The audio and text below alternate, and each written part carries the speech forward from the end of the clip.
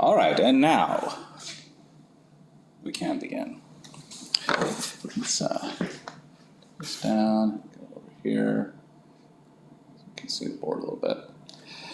Okay, so what's going on here? So this is a console from a company called Digico. This is their SD9. It's one of their kind of mid-range ones from a size point of view and capability point of view. There's a whole series of these SD consoles. There's like, I don't know, the smallest one is an SD11, I believe, and then the biggest one is an SD7. 7 of the 5. There's a 5 as well. That is much more popular in the live music world. But here's some dirty little secrets about these. You will pay a vastly different amount of money for that SD7 than you would for a little SD11. A vastly different amount of money. But here's the dirty little secret. The guts are the same. So that little dinky SD11 has the exact same processor as that big honkin' SD7. The exact same processor. The only difference is the SD7 has 2 of them. Why 2 of them? In case one of them craps out in the middle of your show. It doesn't actually use both of them. It just has 2 of them in case one of them crashes, and then it has another one it can fall over to it automatically. But other than that, it is exactly the same. And that is true for the SD9 as well. It is exactly the same as the SD7 from a processing capability point of view. It is the same chip, the same board, the same hardware is inside, okay? And that hardware is, it's a little tricky, but, because there are some layers to it, but it is ultimately, part of this is there is an actual Windows XP motherboard in this thing that is running with a little tiny drive that is running Windows XP embedded. Okay? Now, it has some coprocessors that handle all of the fancy audio stuff. Okay? But the operating system and the software is running on Windows XP. And then it's got this other board that has this, it's called an FPGA chip on it, and that's where all the real audio magic happens, okay? But it is, in the end, just a computer. In fact, it is possible for you to quit the Digico app and you will see it is Windows XP. It's a Windows computer in there. Which is always a little disconcerting when you buy one of these things and then it comes time to update it or something and they're like, okay, quit to Windows. And you're like, wait a minute, I spent a lot of money on this thing. And you're telling me that it's running $100, PC motherboard with Windows XP, that's all this thing is? And it's like, no, that is not all it is. That is part of what it is. It is a part of it that is a little weird, but honestly, it's fine. It's fine. These are actually pretty stable boards. I've never, that's not wood, but never had one go down on me in a show. Same cannot be said for Yamaha. So these are fine, actually.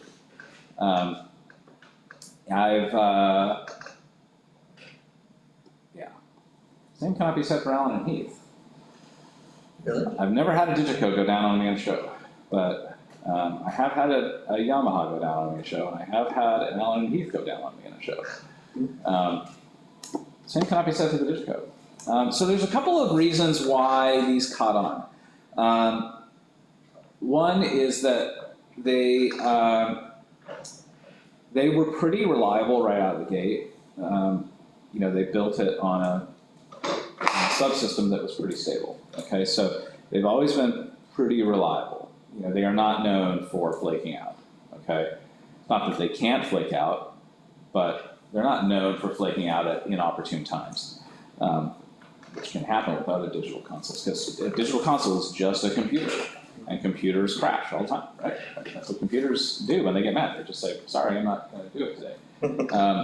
And the Digicos are not, it's not that they're immune to that, but they are not known for doing that at inopportune times. So that helps them a lot, right? That helps them a lot get adopted in really high profile settings, like big Broadway shows, big broadcast events, big, huge rock and roll shows with tens of thousands of people, and you really don't want something that you're going to be like, I don't know, is it going to make it through the whole show? These things tend to be pretty solid, and part of the reason why they're pretty solid is because Digico built in all that redundancy. Like on those big flagship consoles like the SD7, it literally has 2 of everything. It's got 2 power supplies, 2 processing chips, 2 motherboards, 2 everything.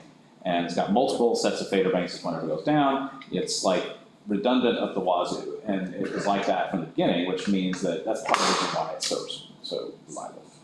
Matthew? I think one of the other fancy things that they do is they separate the audio processing and the computer processing. So Right. the console can reboot, but it'll still pass audio on whatever its last state Right. was. So, Yeah, so that's what I mean. Remember I was saying that FPGA coprocessor, that's handling all the audio, and once that gets told what to do, it stays doing that thing.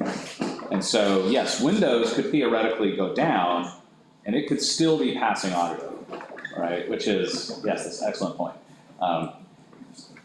That has really helped Digico get very popular very quickly for big, huge things, because they really built in some pretty good redundancy into their system early on. The other interesting thing that they did that I think got them a lot of attention is this idea that actually you can buy something like this. I mean, a fully blown out SD7 will cost you $250,000.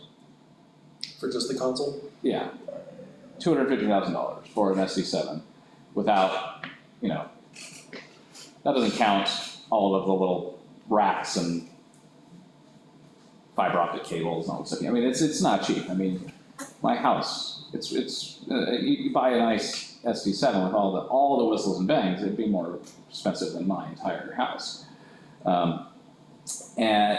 But this little sucker cost us $30,000, I think, which is obviously quite a bit less. But what's interesting is because it has the exact same chips inside, like it is the exact same thing, it runs the exact same software with the exact same interface and functions the exact same way. With a couple of minor differences in the hardware, but which makes it pretty interesting because, I mean, I've tried a couple of times to buy an SD7 for us. Just, every once in a while when money falls from the sky, I'm like, I don't know, could I? Because I think I could get a deal. I think I could get a deal. I don't think we would pay Market price. Or we would pay quite a bit less. So I've tried a couple times, but like when we bought our D Live, it's out on. Yeah. I was looking at an SD7 as well, and I just couldn't justify it because it was just like, I mean, we could have bought it, but it's like, yeah, but to pull it out once a year, I just don't think so. But this makes a heck of a lot more sense because you can buy this smaller one. It works exactly the same way. You can learn how these things work, and then when you go and work and go on a show where they have those big ones, you'll know exactly what to do, more or less. I mean, there's bigger means there's a few more buttons you have to think about, and some of the hardware behaves slightly differently, but for the most part, it's the same. So that's good. But the other cool thing that is happening is they are purposely throttling these little ones. And by throttling, what I mean is like they can do more than Digico is allowing them to do. So you have to pay for the more. But what that means is there is an enormous amount of headroom on this thing for it to get new things in. And in this, I don't know, 8 years since we bought this thing, it has become 3 times more capable than it was when we bought it otherwise. because they just keep sending software updates out, and once they've made their money on it, they're like, okay, well, whatever. This went from since we bought it, this thing has gone from a 48 channel console to a 96 channel console. And it has gone from a 24 bus console to a 48 bus console. And it has gone from something that had, 2 dynamic EQs that could be assigned across the 48 channels to dynamic EQs on every channel. And so like that's been kind of fun. Is every once in a while the Digico gods smile upon us. You get more processing. They say, "We are feeling benevolent, and therefore we will grant you a transformation." And it's like suddenly this thing does more. It's very fun, actually. It's like Christmas. It's like, what are we going to get today? I mean, like, Matthew and I just updated this thing this morning, and I'm like, what did we get today? What are we going to find this morning that it didn't used to do? So that's always kind of fun. And that was always the promise when they started selling the smaller version. It was like, well, we're selling you the smaller version, but, you might get a fun little surprise. It might grow, right? It's a little kid, you're gonna buy it, and it might grow up to be a bigger kid, right? Now sometimes they charge you for those updates, and sometimes they don't, because every once in a while, like the one that jumped, the big jump that took us from 48 channels to 96 channels, we had to pay for that. But it wasn't a ton of money. I mean, Wasn't another 30 grand? No, it was not. The other thing that they have done really well, that I think has got them very popular, is they have realized something that, as far as I can tell, no other digital mixing console manufacturer has figured out. Yamaha's starting to, but it's trash compared to Digico's. Yeah, is they've realized that, hey, wait a minute, this thing is just a computer. And computers are quite happy to do something different whenever you want them to. Like, they'll just follow instructions, and you can give it different instructions anytime you want. And like, normally when you're making these calls, you have to think about, well, I need to build a feature set that will work for as broad of sets of users as I possibly can so that more people will buy it. Okay, and so they end up getting very generic in the feature set and kind of what the functionality and what it does, so it could be used in lots of different situations. So it could be used on a theater show, it could be used on a rock and roll show, it could be used on a broadcast truck, it could be used on all kinds of different things. And that's how most people apply it. But the trade-off for that is you sort of have to, you can't go very deep in any one of those things, right? It's like, yes, we know there's things that the theater people probably really want, and yes, we know there's things that the broadcast people probably really want, and we know there's things that the rock and roll people really want, but we can't like create that super special thing for them, because then they'll get in the way of these other people. And so that's how most mixing console manufacturers have to deal with it. They make kind of a generic feature set that will work for most people, they think. But Digico is like, hey, wait a minute, this thing's just a computer.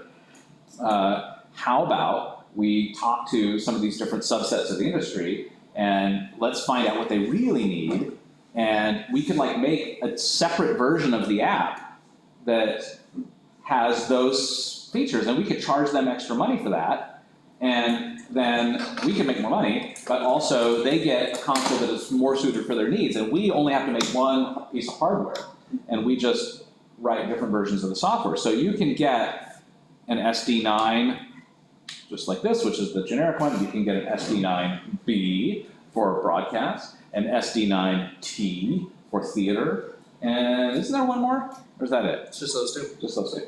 So there is a theater-specific version of this software, which I refuse to buy, because last time they quoted me like $12,000 for it or something. I was like, yeah. But here's what that gets you. It gets you some theater-specific things, like more snapshots. I think it gets you a much longer snapshot list. It gets you some things called what do they call it? Is it shortcuts they call them? Which basically it allows you to push EQs around on different channels. Oh, like player mode, or right where you can say Bob, hat, Bob. Yeah. Yeah.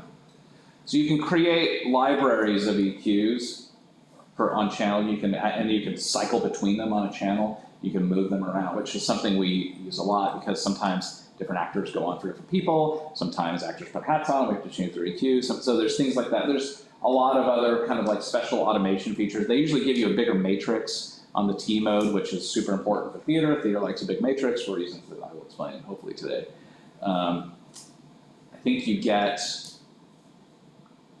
I think on this one they give you more what they call control groups, which are what I call VCAs because I'm an old fart, but they give you more of those. They give you a bigger matrix, they give you more snapshots, and they give you some special little theater things. They also give you a control group programming screen that's dedicated. Oh, right, yeah. There's lots of these little things that they do that just make your life easier when you're doing a musical.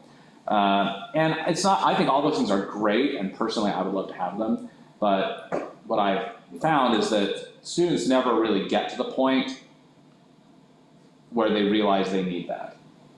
And so paying the $12,000 for that piece of software, I can put it on here, but you'll never get there, right? Eventually, at least not while you're here. You'll get there eventually, but you're not gonna get there in the one and maybe two musicals that you might do at best case scenario, where you might start thinking about those things. We're just giving you a taste of it, so I'm not gonna buy that. But the cool thing is the app, the editor app that you can put, it's only Windows, by the way, just heads up. Because this thing runs Windows. They literally can't make a Mac app. So you can put the app, when it's offline, not connected to the console, you can put it into the T mode. And you can play with those features if you ever want to. It just, it won't do anything because you're not connected to the console. But if you want to see what those things are, it'll show it to you. So, but you could like program your control groups offline into, say it has 100 scenes or whatever, snapshots, and then as long as you don't go over 100, you could load those snapshots up, right? Well, so what happens is the file gets saved as a special format, so it won't open that session file unless you're running the T software on the console. So, That's like, so yeah, you can make it though. Like if you know you're going to have a T console, like you're going to rent one or something, then yeah, you can offline at home with the editor build what you need, and it'll save the session. You can load it up, but it won't load on a non-T console, right? They are smart enough. They have thought of that. Yes, they're like, no, we're not. They want their $12,000. Most manufacturers are just one step ahead. Okay, so let's start taking a look at this thing. Okay. So the first thing we want to do, I already made it. We're gonna do this again. So this is one of those consoles where you kind of have to tell it a few things before it'll do anything for you. It does know it's a mixing console. At least knows that.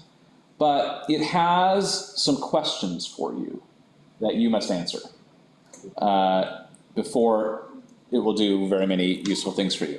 So you do this by creating a session. So we are going to, if you go to load session, these are like the files and stuff, but there's none on here because we're just looking at my computer now. But the session structure is the thing you want to be interested in. So the session structure, these are the things that you can change. So how many input channels do you want? It can do as many as 96. And, it's a very important question because if you're not going to use all 96 ever in the absolute worst case scenario of the project, then don't load them up. That's more things you got to keep track of. So only load up what you need, plus a few that you can't, because you might think of something later, right? Because this is one of those things that's very hard to change after the fact. I mean, you can change it after the fact, but you're going to have to redo a lot of work. So this is a very important decision to make. How many input channels do you want? Don't make more than you need, but make what you need, you know? So like in this case, I know, because of the file we're working with, I've got 16 channels. Now, that's just how many sources I have, but there might be a few other things we come up with, maybe some reverb stuff, so I'm not gonna just say 16. I think maybe I'll say 24, okay? And that'll give us plenty. All right, and that's just fine. But it can do as many as 96. Oh, minimum 32. Fine, I'll do 32.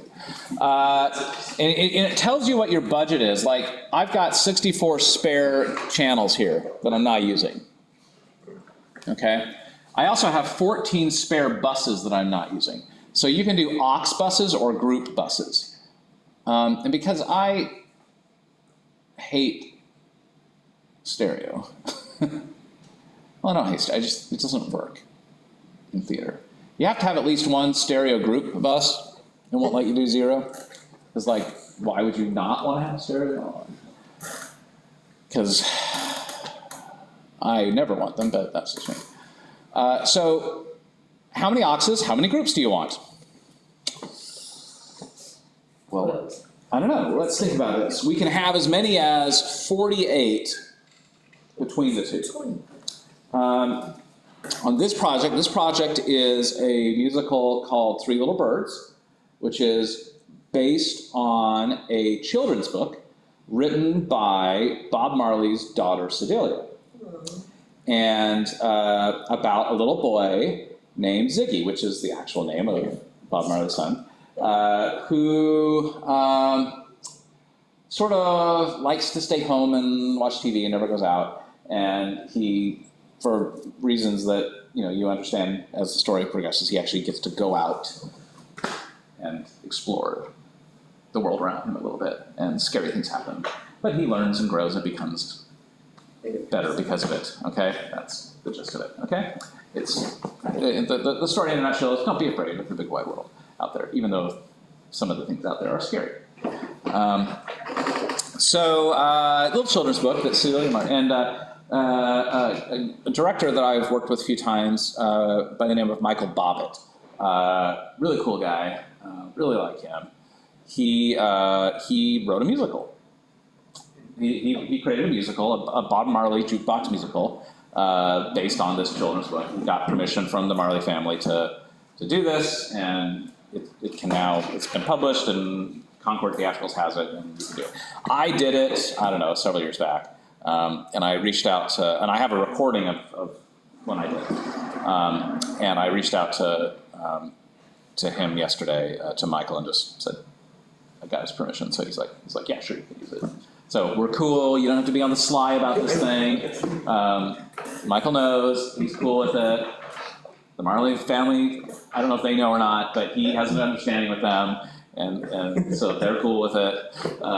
So we can play with these files and we can have some fun, okay? So we have, there are 5 or 6 people in this, 6 actors, I think, and a reggae band, okay, that was on the stage. Okay, so we're going to play with that. So that's so we've got the 6 actors, and the reason I'm telling you all this is we have to figure this. This is how we answer these questions, right? So I know I've got 6 actors, and then I know I've got a couple of guitar. I've got a guitar wireless on an acoustic guitar. I've got a mic on a guitar amp. I've got a bass DI. I've got a drummer with 2 overheads and a kick drum mic. I've got a keyboard player with 2 outputs. I have a percussion player doing like congas and bongos and shakers and all that kind of stuff, who is wearing a wireless mic, like I'm wearing a lav. We clipped it to her shirt, and that way, this is the secret. When you ever have like a percussion player who's playing like 20 million things, and you're like, how do I mic all this stuff? I'm gonna need 20 million mics. Here's the thing. There is an object that will always be exactly 2.5 feet away from all of those things whenever they are being played. And what is that object? The percussion. The person playing it. And why will that always be 2.5 feet? Because that's how long their arms are, okay? So when they are playing the thing, they will always be within 2.5 feet of that thing. And so mic them, right? It's like the best mic stand ever. Clip a mic to their shirt, or sometimes people do it to the hat. They make them wear a baseball hat and they clip it on the hat, right? It's perfect, right? One mic, and you will have, you'll hear everything, because, you know, if it's literally bongos over here and congas over here, guess what? To play them, they're going to have to go over here. And they'll play this over here. And guess what? It's right there. And then they come over here, right? And you are always right next to it, okay? So anyway, she's wearing wireless. All that to say, like, and some students, like, really look at me funny when I say that. Like, literally just mic the musician. People on YouTube don't say that. It's like, I know. From the point of view of auxes, the music director wore headphones to hear things. The drummer wore headphones to hear things. But the percussionist, the bass player, and the guitar player were all standing on stage with the cast. And therefore, they more or less heard what they needed to hear. So I will need an aux for the music director, and I will need an aux for the drummer on the drum kit, because the drum kit was just slightly off stage. You could see him if you looked just right. But and the music director was on stage but wearing headphones because everyone was following her, and so she really needed to be on and be able to totally get it. So I need 2 auxes for that. I will need an aux to feed monitors to the cast, which we ended up not really using, honestly, because the band was on stage, and after about 30 minutes, they were like, yeah, just turn those off. That's getting confusing. Because we're literally standing up next to these people. But we'll have one of those. So there's 3 auxes there. But here's how I like to think about it. I like to think about that in terms of, like, those are places where sound needs to go. Okay? And I would rather think about it, what are the different kinds of things that people would want to hear? And that's how many auxes I make. So the people that will listen to sounds through auxes, they would probably want to hear vocals. There's an aux. We would probably want to have drums/percussion. That's another aux. They would probably want to hear the keyboards. There's an aux. They would probably want to hear the 2 guitars. There's an aux. And they would want to hear the bass. There's an aux. Okay? So I want 5 auxes. And then I'm going to use a magic thing called a matrix to mess with this. So at least 5 auxes. So I'm going to say 10. Just in case. Just because, you know, I know I need 5, and I'll just double it in case there's some I don't think of. So I'll say 10. 10 auxes. Now, oh, that's my groups. Sorry. 10 auxes. Now, how many groups do I want? Well, again, I like to think about it in terms of what are the kinds of things. I'm going to have vocals feeding through the system. I'm going to have the band feeding through the system, and I'm probably going to do 2. I'm going to mix that across 2 channels to give them some dimensionality. So there's potentially 3, although one of them you could technically do that as a stereo feed, which I probably will. Then if I have any playback, I might want a group for every one of my, sound effect loudspeakers. But for now, I'm probably really only going to need those 3. So I'm just going to say 6. And you choose the group versus by what they want to hear as well? Well, by what the audience hears. Like, what are the different kinds of things the audience hears? Well, the audience is going to hear the vocals. The audience is going to hear the band. The audience is going to hear my subwoofer sound effects. The audience is going to hear my overhead surround sound effects. Whatever. I make as many groups as those as I may. Okay. Now, if you have like some of the fancier versions of the software, like the T and the B and everything, it'll let you mess around with matrix inputs and matrix outputs and the number of control groups and all that. None of that is flexible in this version, which is totally fine. So we're going to hit restructure, and it says, okay, let's save the session. And I'm going to call this 3 Birds. And 3 Little Birds is the name of one of Bob Marley's songs. Right. Okay. 3 Little Birds. And then I will save it. Okay. Now let's go in and set some stuff up here. So if we go to our audio I/O, Did it push to the console? did it? Probably not yet. Send session to selected. Okay. Good catch. Okay. It's still rebuilding. It's still going. All right. I'll wait. So you click setup and then you went to audio I/O. Yep. Because now I got to tell it where the sounds are. Do I have to do that over here? Do you have to mirror it again? Is it not mirrored?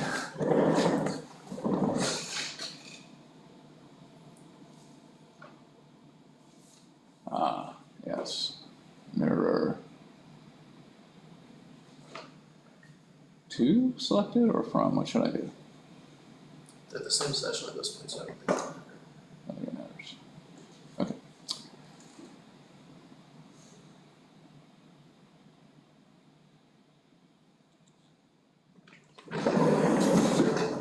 Yeah, that's set up. Let me try mirrored. Yeah, once you do it, it's like it should be there, right? I think. Huh. Okay, well, come over here.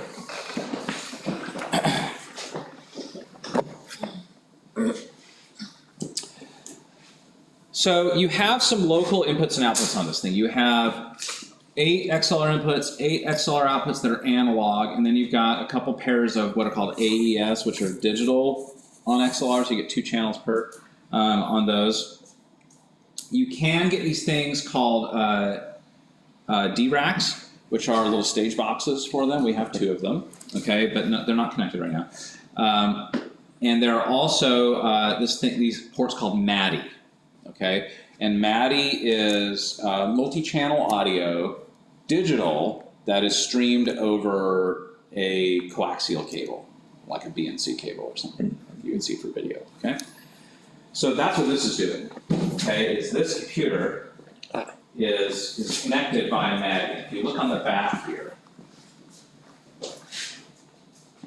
I've got MADI in, MADI out. So I'm sending the MADI audio across this cable into a MADI input on that, okay? So it's a fun little way of sending audio, and Digico really likes MADI. Wow. Cool. They very reluctantly hopped on the Dante bandwagon, but very reluctantly. They much prefer MADI. So here's what we got to do. We just are making sure that, okay, it's got MADI, that sees that there's something on the port, everything's cool there. I just wanted to make sure that that was all there. And if we also need to look at our sync, because we're connected digitally, we got to make sure that we are synchronized from what's called word clock, okay? And word clock is what keeps the samples all synced up. So we want to make sure that we're that we're having the console be the clock leader, okay, which it is. And then I've told this thing, because I've got a MADI connection going back here, this thing is following the clock of the console. So just have to make sure that that's good and that the sampling rates are the same. So I've set this to 48 kilohertz sampling rate, and this thing over here is set to 48 kilohertz sampling rate. There, and it is locked and synced at 48 kilohertz, and we are good to go. So what all is this sending to the computer over Maddie, just the word clock, or? It's all staying. We That's could all send it's doing? audio Okay. out if we wanted to. We Okay. can do audio channels back, but And then we're not doing that. you could do like those audio channels from Maddie to Dante and send them via Dante to somewhere, or do you have to? You set could, it up? and the Okay. interface here would do that. Okay. But you can also get Dante cards for this thing if you Sure. want to, but we don't have it. It's Sure. I was just confused why. Why are we sending anything? We're sending for it back the clock. to get the clock, Okay. right? Okay. That Okay. is the primary purpose. That's the purpose. But it can do other. It can do other things. In fact, a lot of people will use it to record the show, right? And then you can flip it over and say, now listen, and let's practice mixing, which is basically what we're doing. Okay? So now that we've got that working, we can set up our inputs. So we're going to go here to Layout and Channel List. And you'll see here are our 32 input channels that we told it to make. Okay? And I'm going to put it into edit mode. We're patching the inputs? This was I went to Layout Channel List. Okay. Because basically, I don't have any audio on these inputs right now. Okay, so here's inputs 1 through 12, and let me get this thing going. It's playing, but I got no audio. There's nothing on the meters. Why? Because nothing's patched, Okay. right? I haven't told the Digico, I know the Digico is talking to the Maddie, and the Maddie's talking to the Digico, but I haven't told the Digico to do anything with that Maddie yet. Right. Okay? So I have to go in and say, all right, let me tell you what to do. So if I flip this set channel list into edit mode, I'm going to go to main input, and I click here, and it opens up this. Okay, and this is for channel 1. And I click main input, and we go to Maddie, and we say, okay, 1 through 8, and I want 1. Okay, and now what it should have just done is it has now mapped Maddie channel 1 to the console. And if I look over here now, I see there's a little signal popping around the meter, right? So you could just repeat that and do it for all the channels. Or, since we know it's all sequential, there's a little shortcut. So I'm going to go back and do this again. And I'm going to undo this. And I'm going to say, all right, see where this little number is? This thing called ripple? Ripple the channels. Yes, please. I'm going to ripple them 16 times. And this is in the same edit mode? Same place, yep. And once I have ripple 16 turned on, and then I click Maddie 1 for input 1, watch what it does. Now it went, 1, 2, 3, 4, 5, 6, 16, right? Yeah, excellent. Ripple channel and you click 1 through, I just hit 1. 1. And because I told it ripple 16 times, then it just goes 1 to 1, 2 to 2, 3 to 3, 4 to 4, 5 to 5, 5 to 6, 6, all the way through 16 to 16. Okay, so it's done it. Okay, next thing I need to do is I need to figure out my group outputs, all right? So let's go to those. And I'm going to say group 1 is going to be my vocals, okay? And which output is the center one on? Do you remember? 3, Connor? I think. 3? It was 2, but I think Matthew changed it to 2. Let's find out. I think. So I'm going to say outputs. We're going to go to local I/O, local line level 3. Okay? And you got it here from, It's the same thing, the channel list. okay. So I just opened up the list of group outputs instead of inputs, okay? Gotcha. And for what they're calling the master, which is our stereo group, I'll go in and actually do want that stereo. Outputs, internal, local I/O, local line 1 and 2. Okay. So we should be good to go. Now what we got to do is let's figure out where everything is going on our fader banks, because this is ultimately just a control surface, okay? It doesn't necessarily have all the faders where we want it to be. So what it's saying right now is the left side, you get 12 fader banks on the left, 12 faders on the right. It's got channels 1 through 12 on the left for the first layer, and 18 through 24 on the second layer. Actually, that's fine. And then it's doing groups 1 through 7 on the second layer. Yeah. And then aux is there, matrix, control groups. Okay, that's probably fine. We can use that. We can work with that. So if you come over here, you'll need to see this over here. You basically have there's one screen, and there's 3 different things to look at. So this is the main screen, they call it the master screen. And if you ever want to see that, you just boom, give me the master screen. There it is. But if you ever want to see these channels, you hit screen assign, boom. And there's inputs 1 through 12. And if you want to see this side, you do screen assign over here. Okay, there's those ones. Sure. Now, here's, that's 25 through 32, and there's nothing over there. Right? So the other layers don't have anything. So this is what I want to change, because I don't want to have to shift my banks over, because if I want to get my auxes, I have to go here, and now I get groups, matrix, talkbacks. Okay, I don't want to do that. I want to just never have to push that button. Okay, so let's go over here and fix that.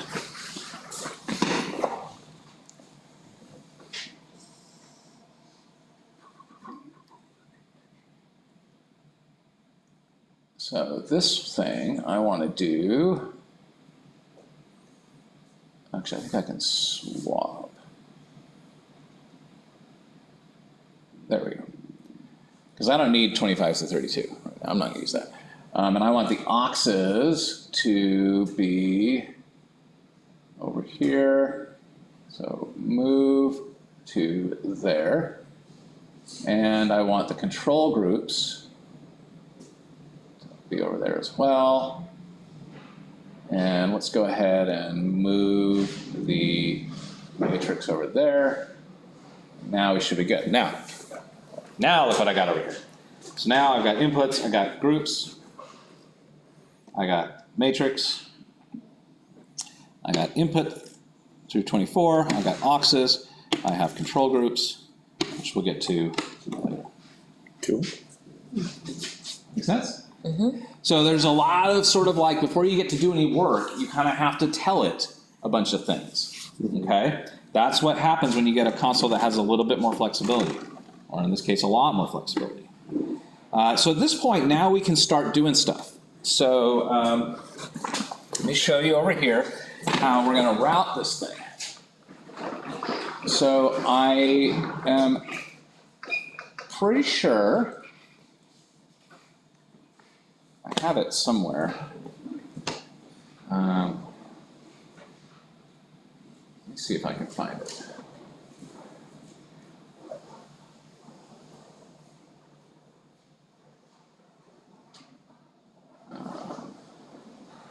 No, it's not in here. Okay, I'll get it over here.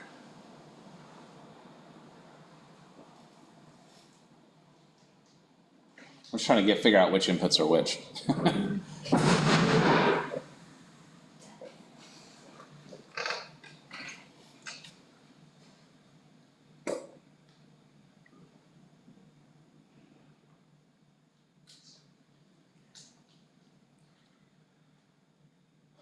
Okay, looks like channel 1 is Ziggy.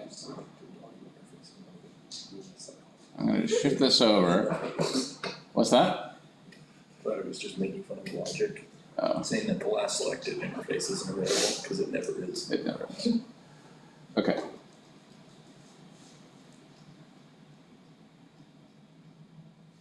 Let's go in and label and fix these. So channel list, inputs, go into edit mode.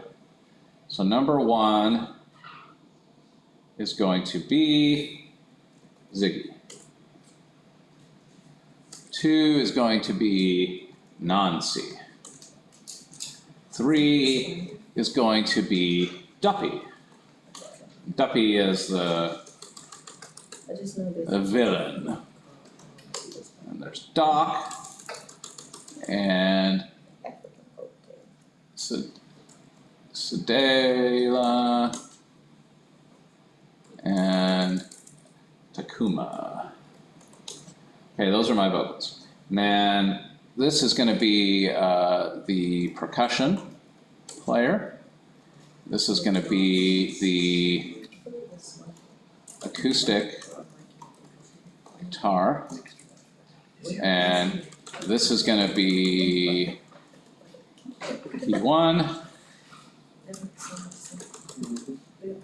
E2. This is bass.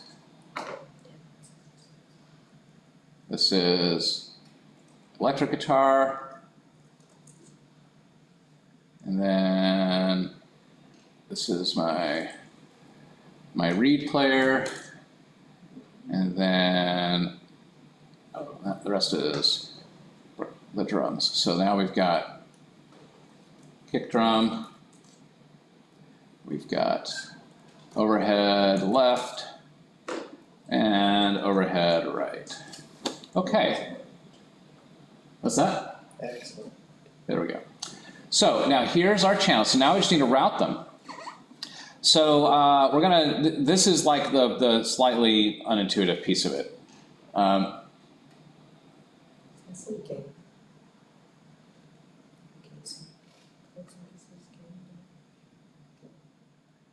If you right click on this spot here, you can say where you want this to be routed. Now I do not want my vocals going out of that master group. I want them coming out of vocal group. Okay, so now we'll go over here. That'll be in vocals. That will not.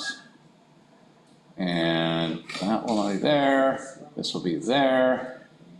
You see what I'm doing? Yes. Just going to route all these singers into my vocal group and not on there. Sedalia is there, very good. Vocals, not master for Takuma. And now the band can be in the other one, so we're good. Okay, so now if we come over here, it's not mirroring, is it? Why is it not mirroring? We're changing from stereo master to mono. Mirror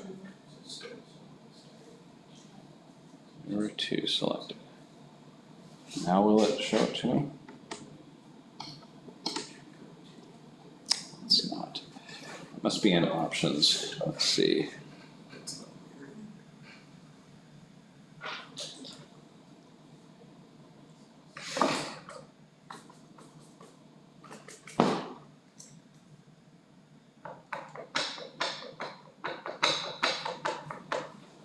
Yes. Full mirror, network, default positions.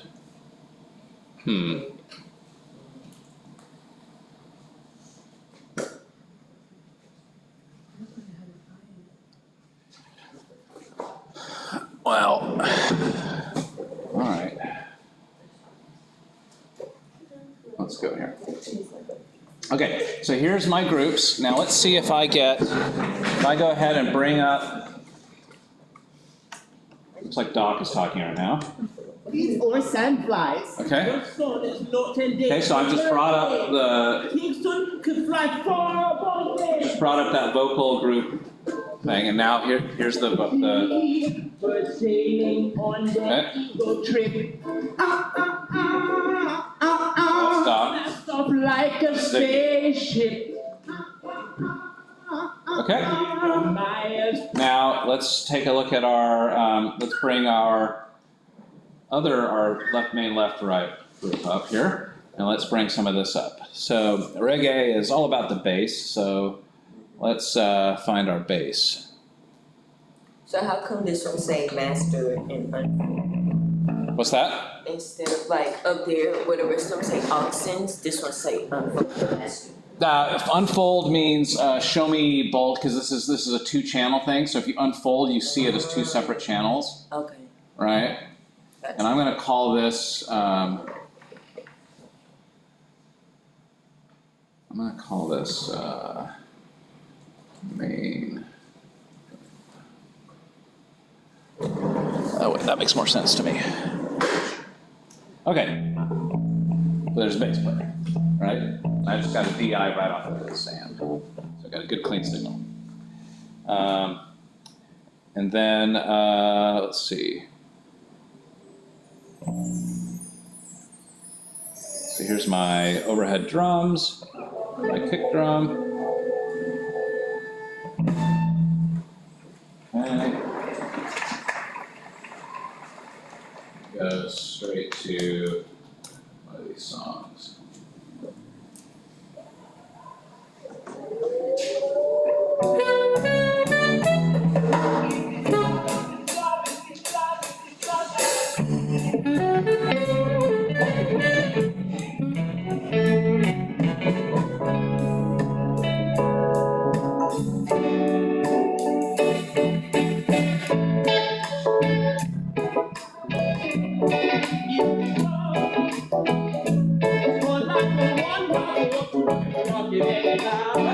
We got a show now, right?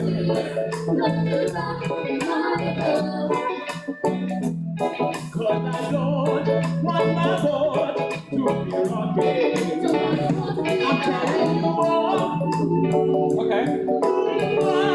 So there we go. We got sound out, right? We can do the show now. So now what? Right? Well, let's take a look at some of these other features. Because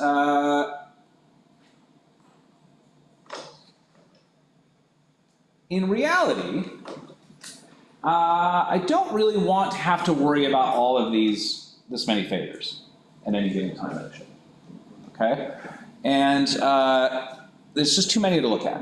I only have 8 fingers that I can use to mix, right? Your thumbs are not super useful for mixing, okay? So, but your 8 fingers are. So it'd be nice if I only really ever had to worry about 8 faders at any given point in time. So how could I make that possible for myself? Well, there's a few different ways to do it. The way that most of us like to do it in theater is using what is called, there's a few different words. VCA, which stands for voltage controlled amplifier, or DCA, which is digitally controlled amplifier, or attenuator, digitally controlled attenuator. VCA is voltage controlled amplifier, but in the case of a mixing console with a fader, it's an attenuator technically. So, and then the way that Digico calls them is control groups. And Dimitri calls them V groups.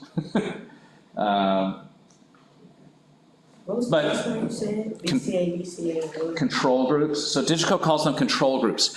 And to understand what this is, let's go back to VCAs, okay? So back in the days of analog, when we had to solve this problem, when the mixing consoles were like as wide as the entire theater, and it wasn't so much that you only had 8 fingers, it was just that you could only stand in one place at one time, and you don't want to be running up and down the aisle to mix your show, okay? And so, now originally you would just do this with groups, right? You would make, okay, well I've got my vocals, I've got my drums, I've got, which is the thing we've done so far, but the problem is, especially in the context of theater, you know, you can't have all the microphones on at one time. Okay? Because here's what happens when you have all the microphones on at one time. Let's just demonstrate. In the presence of our good friends, but the patient man always wins. So I'll just wait till you give in. You've been riding. You've been riding quite a while. Keep on riding. Keep on riding. You've been jacked. I should have stayed in my room with my TV. Whoa, man, there you are. So much trouble in the world. When the race gets hard to run, it means you just can't take the pace. When it's time to have your fun, Find a more chatty. you find the tears running down like, There we go. like Jesus. I think it was just the light that was in the stage. He's in his dressing room right now. I didn't even notice that you recovered well. It wasn't as long as you thought it was. Okay. This is what happens when you leave all the microphones on, right? They're not always on the stage all the time. And sometimes when they're off stage, they're talking. And sometimes when they're on stage, they're talking. And sometimes when they're on stage, they're picking up stuff you don't want them to pick up. And you can hear like reception going in and out on the wireless on people that are out of range right now. Okay? And it started going up. Right, okay. So you can't just turn on the mics on. You can't just have that one fader that does the mics, right? So we actually need to be able to change that from moment to moment. And so what VCAs do is there was the fader on a VCA console, the actual input fader, the sound wasn't actually passing through that. It was passing through a little chip that was called a VCA. And that VCA was a voltage controlled attenuator on a mixing console. And you could shoot that with a voltage to control how much sound was being allowed to go through. Okay, so the fader that you actually moved, what it was doing is it was connected to the little voltage input on that VCA, and it was remote controlling the attenuation. Okay. Well, if this fader is not actually passing the audio, if it's just a remote control, well, anything could remote control that little chip, right? Doesn't have to be that fader. Could be any fader, really. On the console, if there was a way for you to like wire a different fader up into that, then a different fader could control that, right? Because the sound isn't passing through the fader. Well, guess what?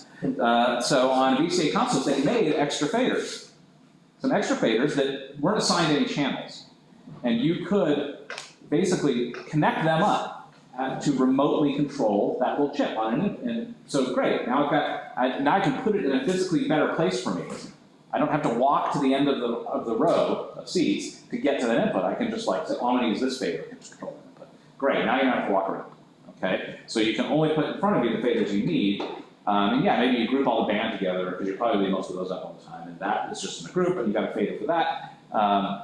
So it allows you to kind of create a custom layout for you in the analog world. Now in the digital world, this accomplished a couple things. You can replicate this digitally. But the cool thing about digital is we could change on the fly what those faders are assigned to. And that's something we're going to do for our final project at the end, is you could have from moment to moment the show, you could change what the 8 faders in front of you do. So right now you need them to be controlling different people, because those people are on stage, but then those people leave stage and you do it. And you can make a little cue that says rematch them to control different inputs. Okay? And so from moment to moment in the show, you only have in front of you the things that are actually happening, you need to be dealing with. Okay?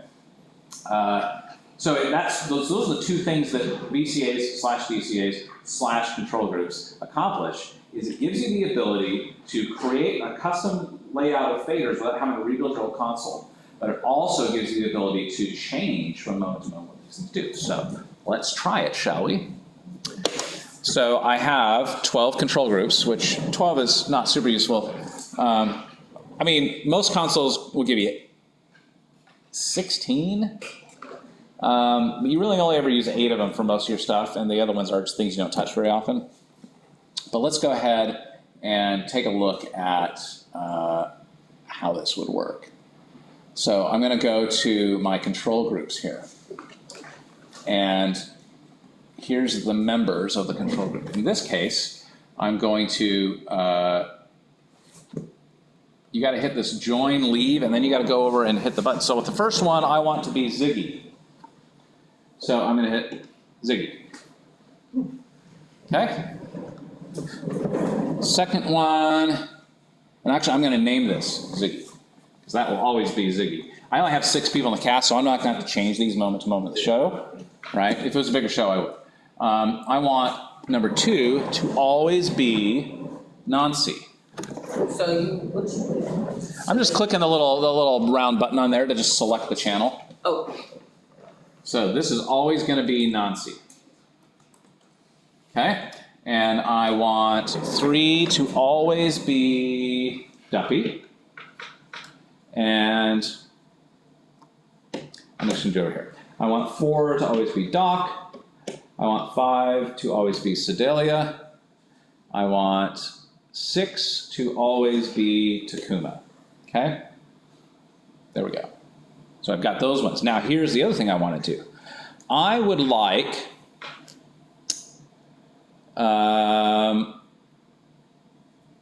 8 to be the band. The whole band. nothing but that. So here's what I'm going to do. What the select, I'm going to go, okay, percussion, acoustic, key, bass, electric guitar, reed, kick, overhead. Okay? And now, here's what is cool about this. Can you scroll through to see the rest of them here? Let's see.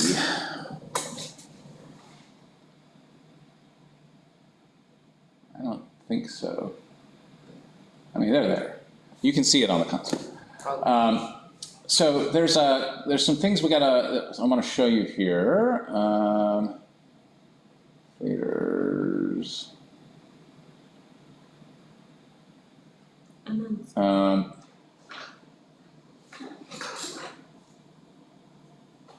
There's an option here that puts the control groups in a couple of different modes. Can't remember where it is now.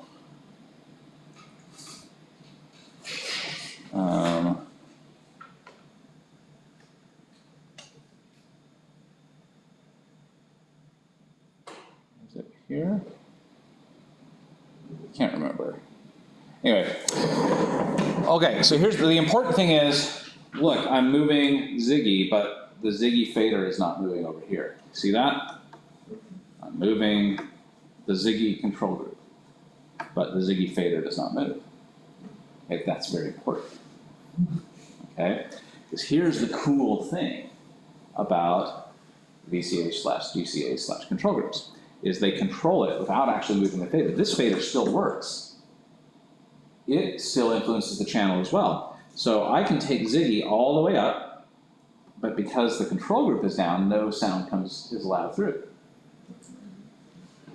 So with control group /DCA/VCAs, the lowest one wins.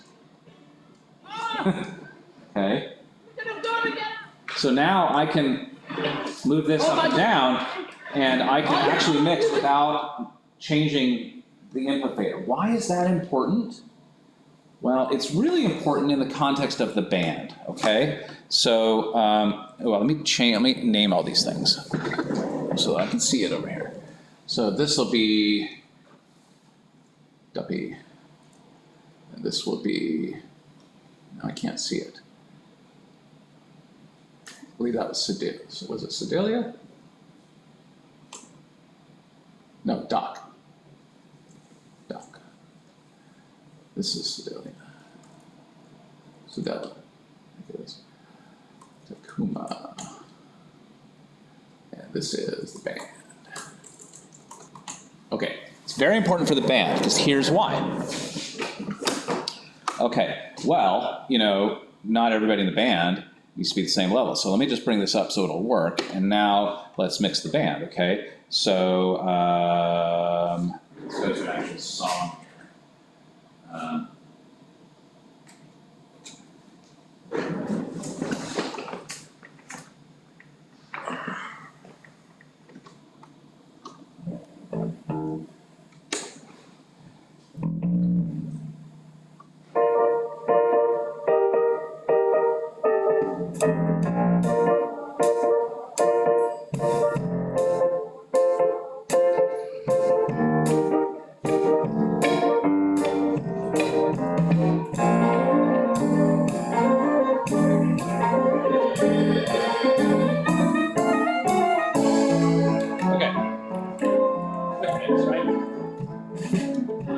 look, I've got everybody at a different level. Right? Well, look at this.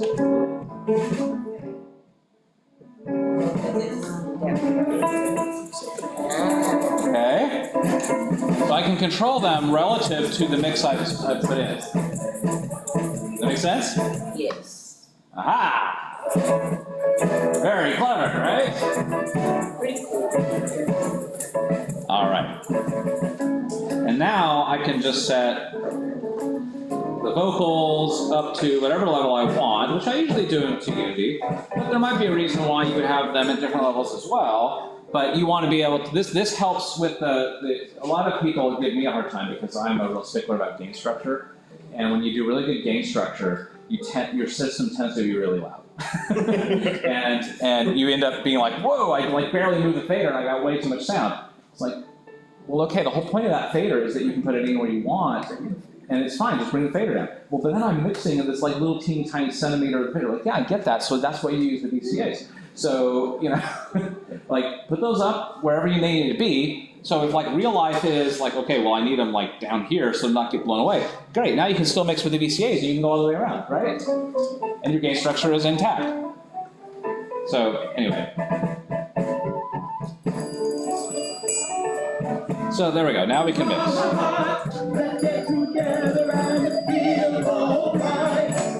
Oh, my great aunt. Got it? Yes. Okay. Okay. Questions so far? Have I lost anyone? This is sort of making sense? Kind of. You're going to get a chance to play with it. Question not necessarily about the board, Okay? but the theory behind putting the vocals through just the center Mm-hmm. versus, and then the band in the sides. Is that just so that there's the separation? Yeah, I find it's easier to mix it that way. Okay. It's easier for the audience to pull that vocal hear out of it. it if it's coming from a different place. So Okay. that's just a preference that I do. Oh, okay. That's, So I didn't do this, but I know somebody did do it when they mixed for one of the shows that we did. Yep. That they did a scene by scenes, and they were able to like do it cue by cue per se. Would you be able to do this with that? Yeah, so you can make a cue on the board that changes all those control assignments. They can change moment to moment joke, right? So they don't have to do this the whole show. You could, with a cue, just go make them do something different. Now they can do something different. Now they can do something different. All right, and that'll be our final project. You'll do that for the final. Okay. Ooh, all right. All right. So get ready. until you have to program No, that, I'm then you here. cry. I'm like, oh, this looks like very tedious work. Okay. The next thing I want to do is let's do a little reverb, shall we? Let's take a look at how that works. Man, I'm telling you, this is it. Listen, this is very important. The holy trinity of sound design. Okay? The three things that separate the people who know what they're doing from the people who don't know what they're doing. Reverb, compression, and sub-bass. And sub-bass. Yep. Reverb, compression, and sub-bass. Sub-bass. What is it? Sub-bass is like the bass you need subwoofers for. Okay. So if you're trying, and that's for live.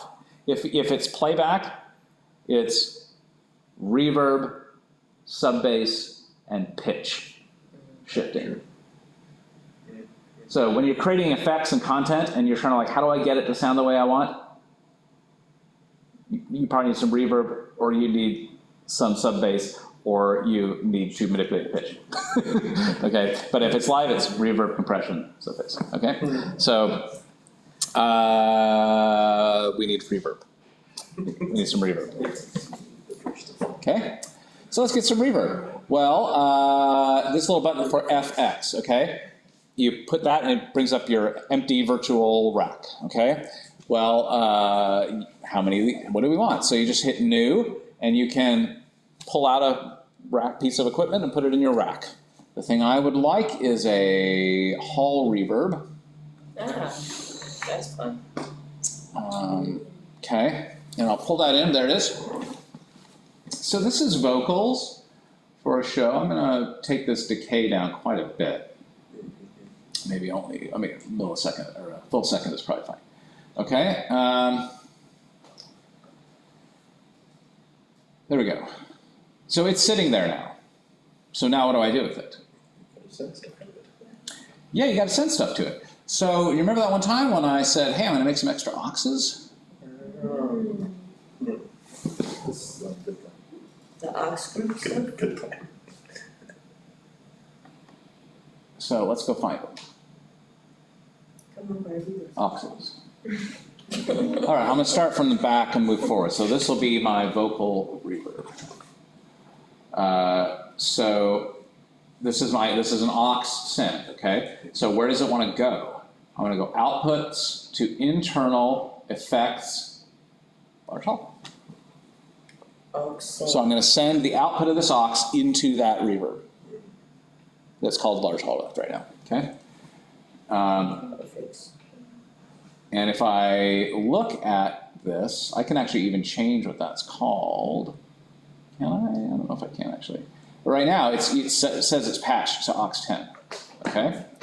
And then you remember that one time when I said, well, I'm gonna give myself a few more inputs.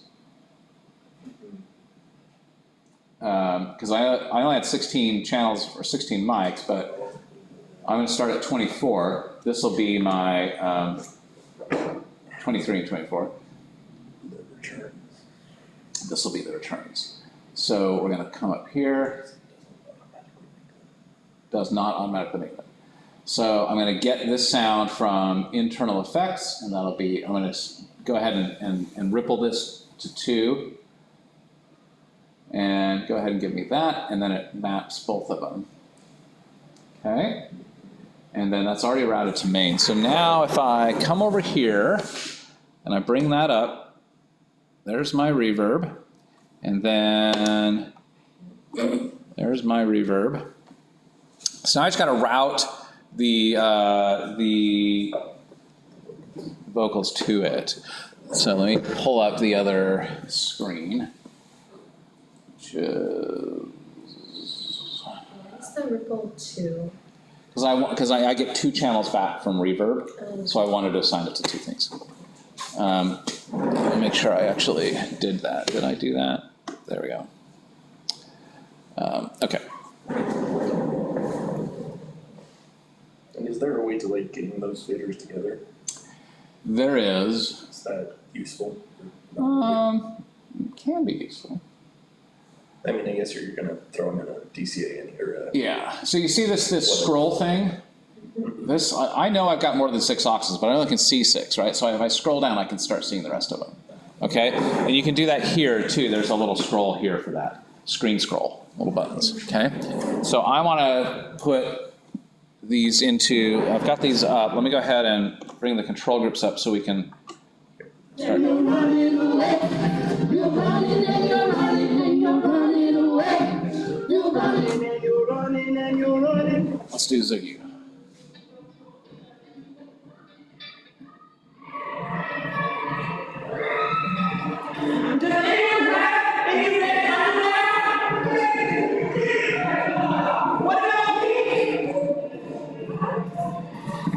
So I'm going to start by just putting them all at -3 into the send. -3-ish. Okay. And then we'll set up a control group for the reverb. Okay. So that'll be 3-ish. This will be -3. Why -3? Well, because if I decide that one person needs more, I've got some headroom.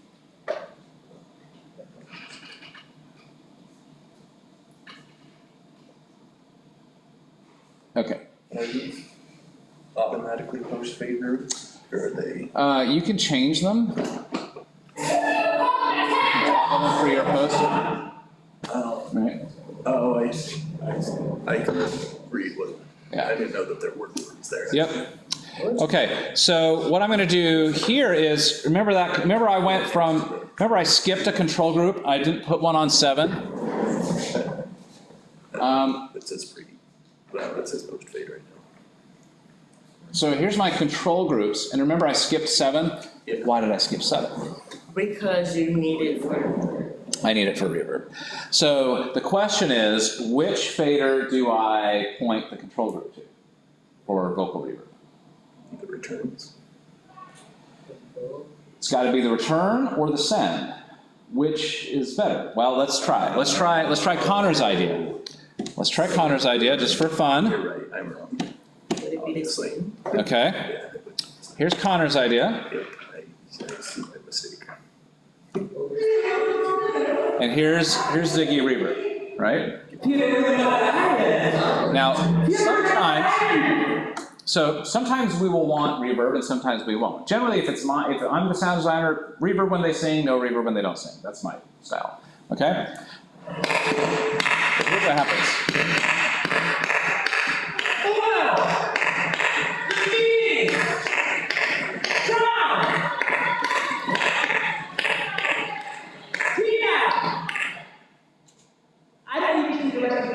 Okay.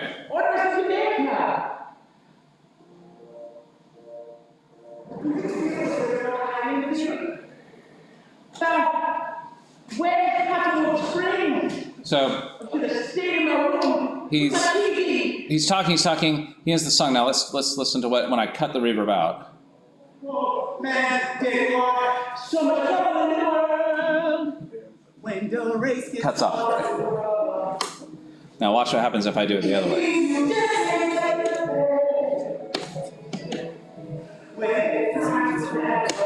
So instead, I'm going to tag it to the send, the send, okay? And now watch what happens. Come on, Ziggy. Actually. Let me down. Remember, favor will be there. See how the tail keeps going when I dock the fader? Every little thing gonna be alright. I don't cut it off, right? Yeah, boy. So you do it on the send, okay?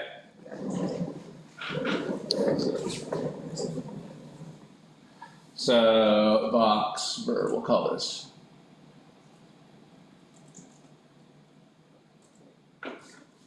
Vocal verb. Okay, there we go. Now we got some reverb, and now we can control how much of it. Awful Nancy was to me. Yeah, Mom, but I also saw how awful you were to her. Nancy only wants you to have fun, to embrace the spirit of Jamaica. My TV is fun. Sort of.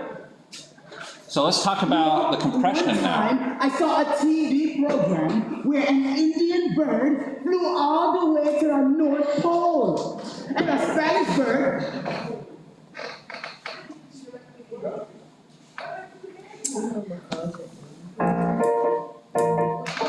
Do you feel the rhythm of the island, Ziggy? That rhythm comes from all over the world. No, that's One life, one heart. Let's get together and feel alright. My great-great-great-great-grandfather journeyed here with the Spanish conquistadors. Awesome. Where is it? Life is not a patch of roses. I wish it would mirror. Why wouldn't it mirror? Some say the Spanish came looking for gold, but when they felt the rhythm of the island, oh, they danced. I did a bad thing.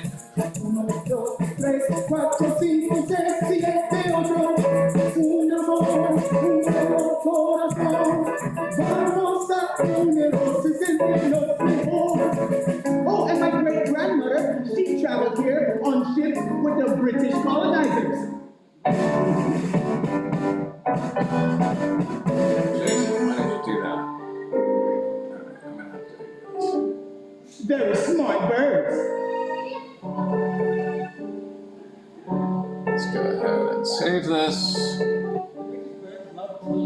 But not so much their trumpets. My grandmother said their food was bland. But then she tasted the island spices.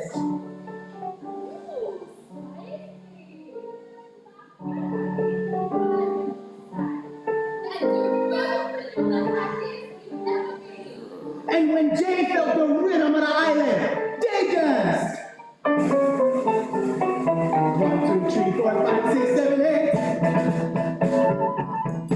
One love, one heart. Let's get together and feel alright.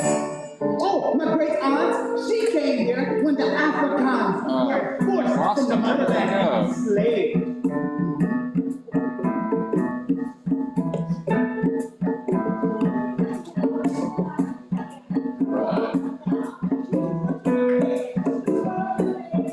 Lost the And other came up with windows. them rhythms that were never heard before.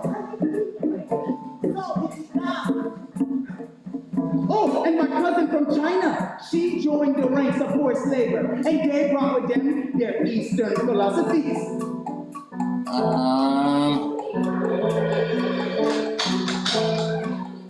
How do I get it back? A bird does not sing because it has an answer.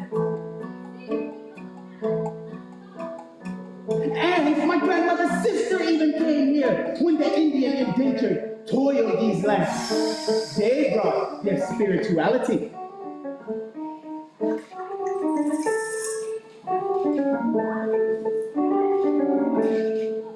And when they felt the rhythm of the island, man, they danced,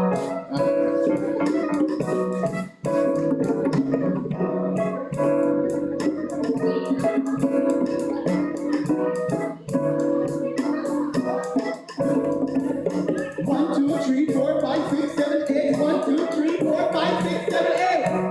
The rhythm of the island is speaking through ya. One love, one heart. Let's get together. Let's get together. I don't know. I lost him. Let's come over here.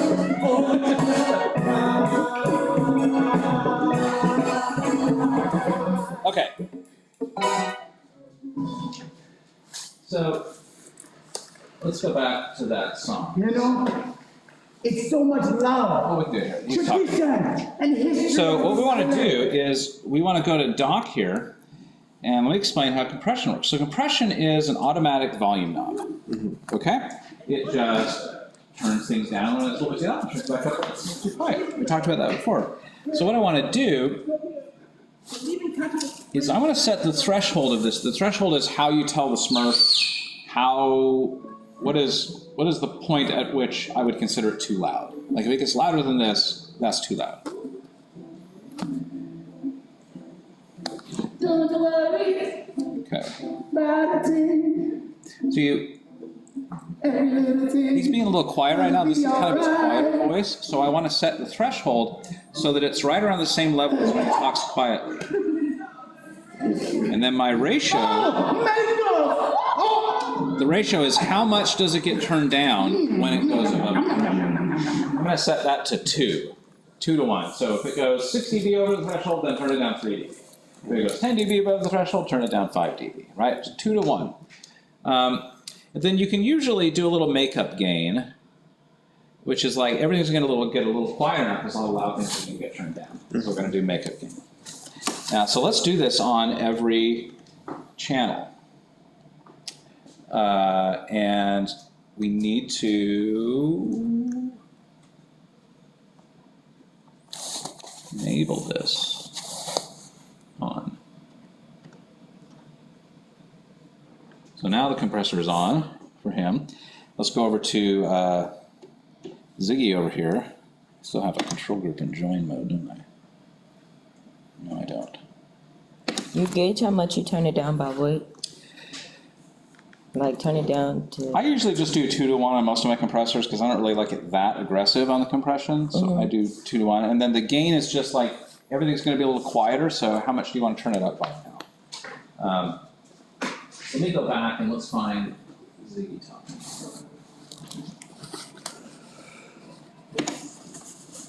Nice and loud, everyone. So here's his compressor.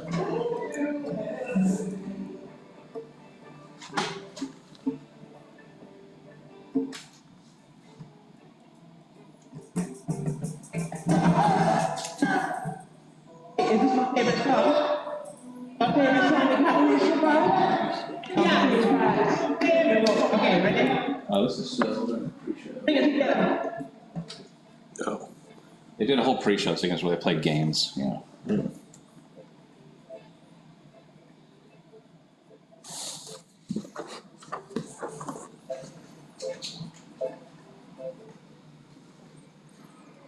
Come on, he's in like every scene. I live on the other side of the Blue Mountain. More beautiful, anything, Oh, imagine, that's the or see gate on that you've turned on. Is there oh, the There's gate is the on for the compressor is right above. I've turned the gate on. The same thing over here too. It's like, it sounds like it's being gated. That's one. It was being gated. There we go. It is so perfect. Okay, now we're cooking. The island of Jamaica goes far beyond your. Okay, Ziggy, come on. Please come. 1,000 times no. Me home is safe. Ziggy, in the war. He has some moments when he I live on the other side. when he goes pretty quiet. So I'm gonna just turn him down there. So 2. For my children. My family has never met you. Rabid pets, evil spirits, and deadly. What this helps to do is it helps get everybody kind of level out. Okay, so that you're mixing everyone around the same place. Okay. So much trouble in the world. So much trouble in the world. Now, you don't have to be doing this as much, right? Bless my eyes this morning. Okay. Who's that? That's The sun is on the rise once again. You're so nice. The way these things are going. Enchanted paradise out there. that's Mom. Anything can happen. You know, my youngest son, Kingston, he has the cutest chirp anytime he eats hockey seeds or sandflies. Your son is not in danger of hurricanes. So we're mixing, right? To fly far above them. You see, So, here's what we're gonna do now. On the east. I've given you the basics. Let me save this session now. I'll let you play with it now a little bit, but let me explain. We're going to play with this some more next week, but I'm going to give you I'm going to email you, or I'll put it on Canvas. I have the Word doc of this script. Okay? Oh, that's cool. And what I want you to do is start working on that.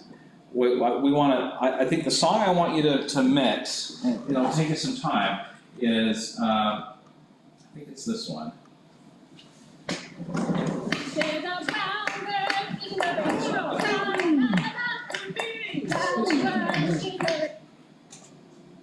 What?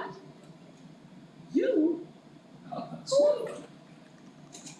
I don't need to see the rest of the world. this one. Or else you can- Music 6, which is One Love. Do you feel the rhythm of the island, Ziggy? What's that? Music 6. That rhythm comes from all over the world. So you'll see that in the script. And you've seen how we've laid this out. And I want you to start building a mix script that you could follow, because we only want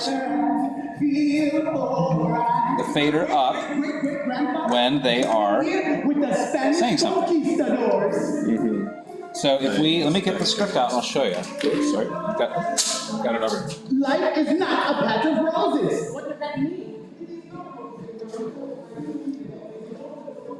Some say the Spanish came looking for gold, but when they felt the rhythm of the island, oh, they danced. 1, 2, 3, 4, 5, 6, 7, 8. Un amor, un solo corazón. Vamos a unirnos y sentirnos mejor. Oh, and my great-grandmother, she traveled here on ships with the British colonizers.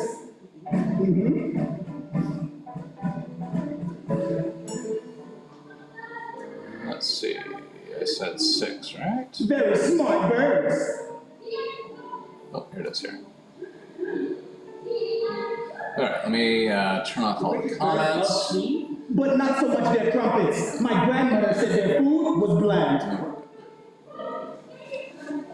Okay, so we go back to music 6. The island spices. I don't need to see the rest of the world.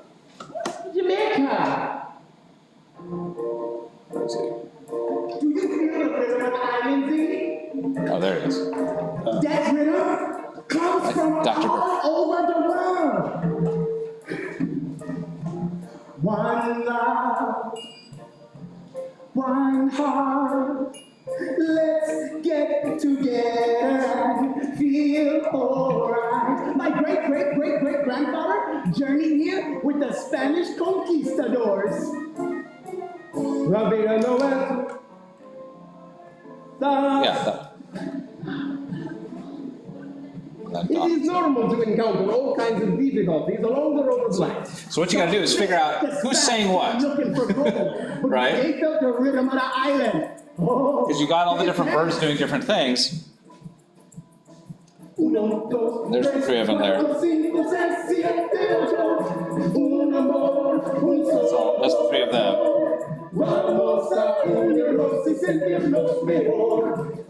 And my great-grandmother, she traveled here on ships with the British colonizers.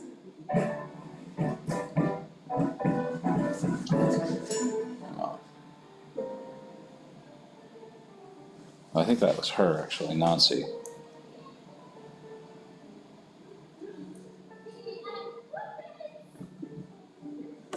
Did I lose Nancy? Anyway, you see the challenge, right? Is who says all these things? So we're going to leave this set up, and what I want you to do over the next 2 weeks is I'll send you the script. I want you to come over here, and I want you to figure out for this song, which is this Music 6, One Heart, One Love song, figure out who says all these things, right? And mark it up with the fader number for the control group. Okay. And then you can practice mixing it, okay? So the assignment is going to be, in this case, I want a mix script. Let me show you what I mean by a mix script. I will show you how I did, like the one for Annie, which I just did.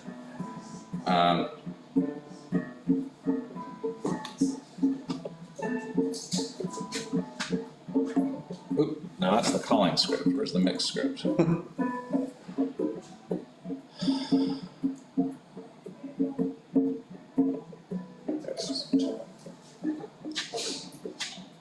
Annie mixing script. So I have removed everything that is not a person saying or singing words. Okay? So I deleted all of the stage directions, all of the everything, and all it is the people who say words. And I have the fader number and their name and the words they say. And then the fader number, their name, and then the words they say. Right? So, and then when we switch a page, I have the page number for the stage manager written here. So like in the stage manager script, we just flipped a page. But in my case, we haven't flipped a page yet because I deleted a bunch of stuff. Okay? And we keep going, right? So I know exactly which fader I have to click up and down from any moment in the show when they say that line. Okay? So this is the first scene. And then eventually, and this will be for the final later in the semester, is here I have a cue that remaps all my VCs again. Okay, but you're not going to have to do that. You can do this whole thing with one setup, the way we've laid it out here. Okay. So what I would like you to do is two things, and I will outline this on Canvas because we have plenty of time to play with this today, and we'll do some more time in class working on this for next week before it's ultimately due. Is I want to give you guys chances to take turns and practice on it. But the file is on here now. You can load it up. You can all start from what I've done, but then make your own file from there. Okay, because I've got you started. But what I would love is for you to go ahead and finish doing some of that work I've done, like get the compressors on everything. Put in like the high-pass filters on all the mics. And let me show you how to do one of those. So come over here, and we can, here's our high-pass filter. Let's turn that on for channel 1, and we'll take that up. Because this is Ziggy, we can take that all the way up to 120 if we need to. High-pass filters just filters out all that low junk that they're picking up from everybody around them. See how I'm doing that? So these turn them on.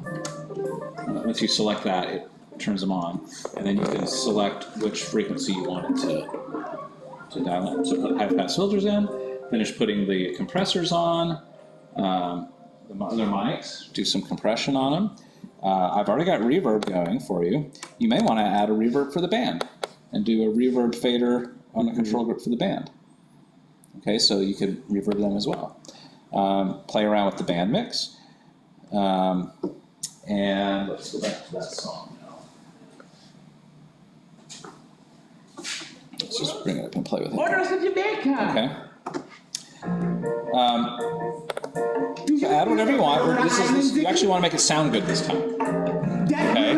So whereas before it was just like route the sound, right? Now I want you to actually try to do this. Like actually, you are mixing the show, and you have to make this sound good. I've given you the starting point, right? You got everything patched, you got everything routed. You've already done that. So now what I want you to do is do all the extra sauce, right? High pass filters.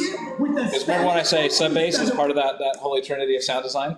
Sometimes you want it, sometimes you don't, and that's the secret, right? Okay, cool. Get rid of it when you don't need it. Bring it in when you do need it. So that's what the high pass filters are about. You don't want any sub bass on those vocal mics, right? The only sub bass that's going to be coming out of those vocal mics is stuff that is not coming out of their mouth, right? Because there's no way they're putting sub bass out of their mouth, right? Okay, so filter it, right? Put in the compressors. If you have some confidence with this, you might try EQing some of these mics a little bit. See if there's anything you want to do to make them sound a little bit better. Here's my rule of thumb with EQ. Never boost, always cut. If you're using more than 2 filters, you're doing it wrong. If you're not cutting at least 3 dB, you're not doing anything. If that filter is not at least an octave wide, you're not doing anything. Okay? Those are my EQ rules. None of this, like, I don't ever want to see you doing this kind of thing where, okay, we're gonna do,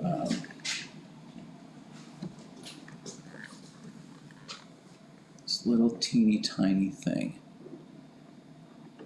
Somebody on YouTube told me that that's what you do. No, you haven't done anything. You've done nothing, absolutely nothing. Nothing but mess up the phase response. But you have done nothing, okay? If it's not at least an octave wide, who am I on, Ziggy? Let's get together and feel alright. You're not doing anything. Oh, my great aunt. If it's not that wide, you've done When the nothing. Africans Okay. were forced from the motherland and enslaved. What is the Q value of an octave? Is it? There's an equation for that. You can look that up. Oh, okay. I didn't know if it was just 1 equals 1 octave. No. Well, but No, then it's backwards then. And Jay brought with them rhythms that were never heard before. So let's actually do this on Oh, and my cousin from China, she joined the ranks of forced labor, and they brought with them their Eastern philosophies. let's do this one. Listen to him. A bird does not sing because it has an answer. And my grandmother's sister even came here when the Indian indentured toiled these lands. He's got some their low stuff going on, spirituality. right? So I'm gonna let's do actually this one. Here is that.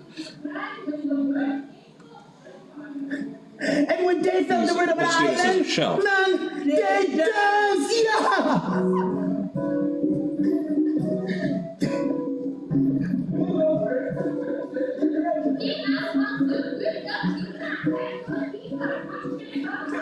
The song is really interesting. The way that he did 1, this 2, 3, 4, 5, 6, is- 7, 8. 1, 2, 3, 4, 5, 6, 7, 8. is that the song is all about the history of Jamaica and all the different people that came from outside of Jamaica that ultimately ended up influencing what the culture of Jamaica is today, right? And so they talk about all the different colonizers and all the different that came, and then so you see them like boom, boom, boom, boom, all after that, and it's like created this culture in Jamaica where it's like everyone's like, what is this? And it's like it is this because of all of these different influences that have come in over centuries, and now we are who we are, right? That's what. So the song is that's what they use for the One Love is it's all about. Hey, we all came from there. It's interesting. So that's what's going on here, which you'll see as you go. An unlucky bird. Maybe you should be Find it. pronouncing. Did you see how awful nothing? The Spanish came looking for gold, All right. but when they felt the rhythm of the island, oh, they danced. Uno, dos, forgetting which is tres, which. cuatro, cinco, seis, siete, ocho.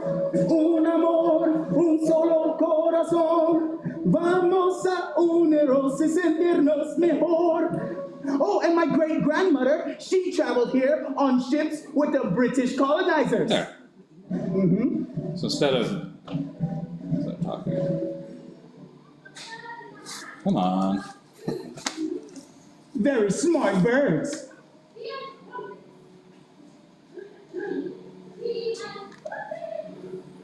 The British birds love tea. But not so much their crumpets. My grandmother said their food Cleared was him up. bland. Right? No more of that boomy stuff. But then she tasted. Okay?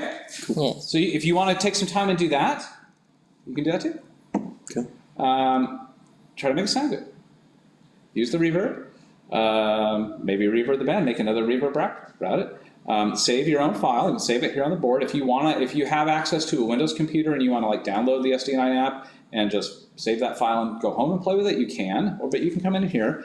And if you need to get in, let me know, or Jaden can let you in. Matthew, I think, could even potentially let you in. We'll go ahead. Well, since there's no shows in here, we can leave the cage open. So as long as you can get into the building, you should be able to get in. Okay. Cool. All right. So you just need to get someone to scan you. You guys want to get someone to scan you in, but any of the grad students can scan you in. Jaden or Matthew could scan you in. All right.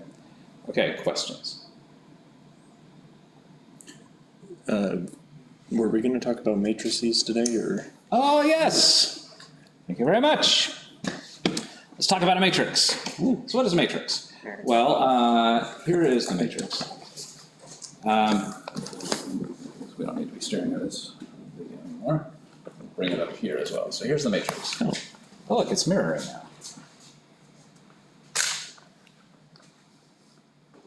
now. So there's a matrix. So the thing with a matrix is, whereas most mixing consoles mix down, so you're taking lots of inputs and you're mixing them down to a couple different places, right? A matrix tends to, well, at the bare minimum, a matrix fans out. So it takes a few things and sends them to many things. But a really good matrix sends many things to many things. Okay? And why is that helpful? Well, we love a matrix in theater because we are hardly ever mixing down in theater. We are sending sound all kinds of places. Okay?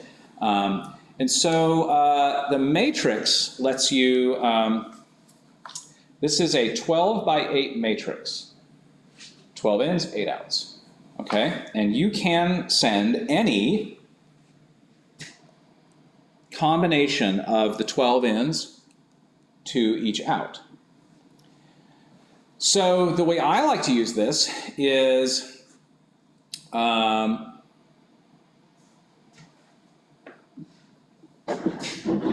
so let's say I've got an aux that is a, where are you? I've got an aux that is a mix of all the vocals, a post-fade mix of all the vocals, because I think people might like to hear vocals sometimes, right? Like, you know, the music director that's got the headphones, the percussionist might want to hear that. So I'm going to say, all right, the matrix input for input 1 is actually going to come from aux 1.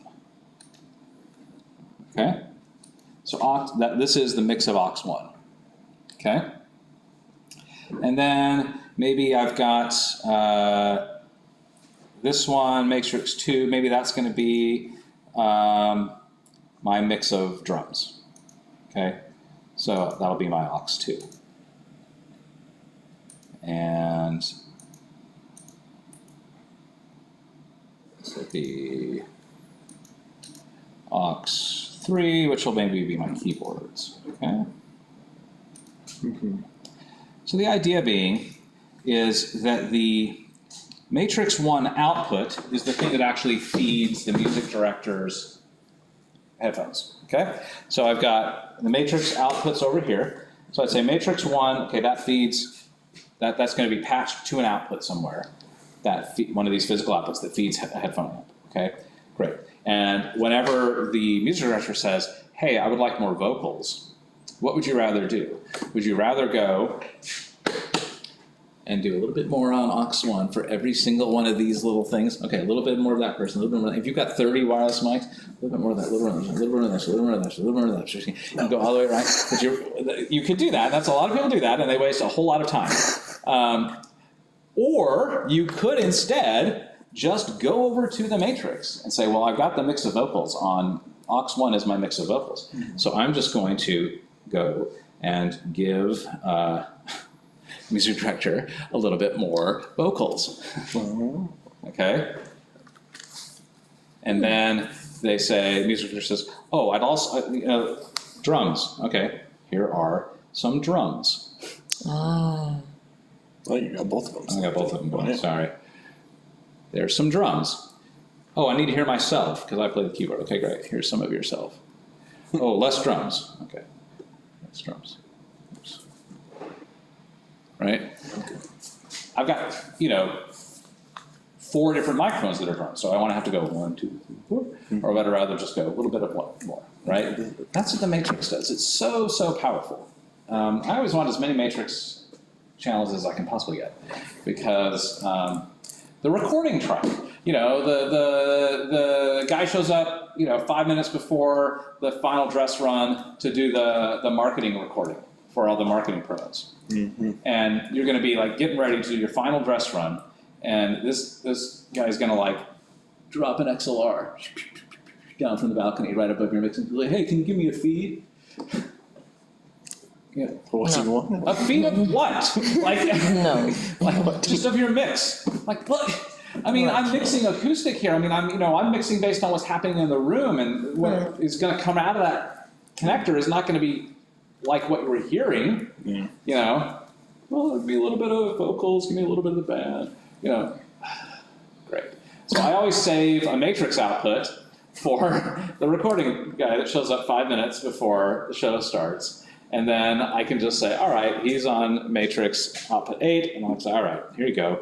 A little bit of vocals, a little bit of, a little bit of the band, a little bit of whatever, and I can create a really quick mix for him without having to go and wrangle 78 input channels to create a new mix for him.